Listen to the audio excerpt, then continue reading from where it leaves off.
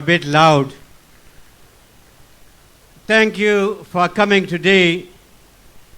Me coming here as a refugee 23 years ago, it was just like yesterday.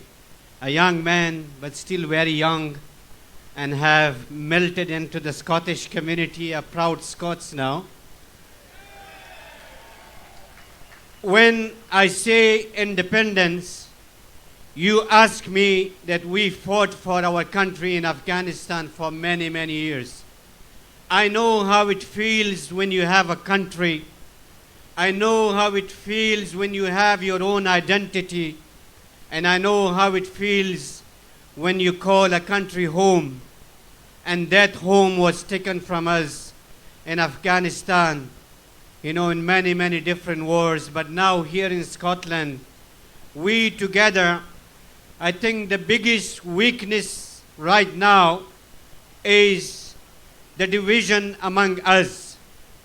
We have to come united if we want to have a future for our children and grandchildren. You will be responsible when your grandchild go to school and read your history.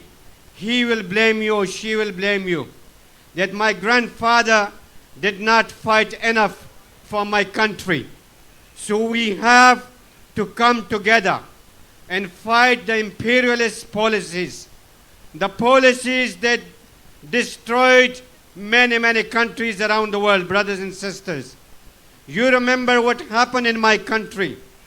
21 years of failed war by Britain and America and NATO.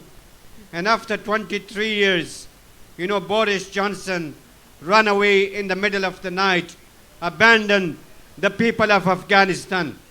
Brothers and sisters, when hundreds of thousands of people on the streets of Glasgow in Scotland, I remember in this park when we started marching against the illegal war in Iraq, and we were saying to the then war criminal, Tony Blair, that the war in Iraq was illegal.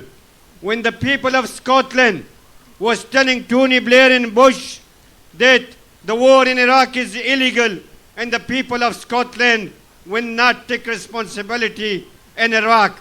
But we were told that the Scots don't matter.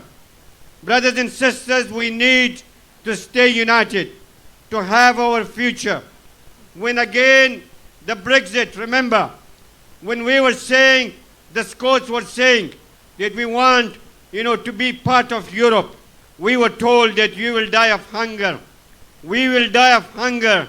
But now we know that the people who destroyed our livelihood, our future generation, the cost of living crisis, the energy crisis, the petrol crisis, the mortgage crisis, and it's you and me who are blamed, not the Tories and not in others.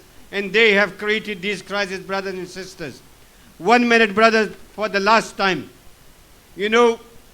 I'm a refugee.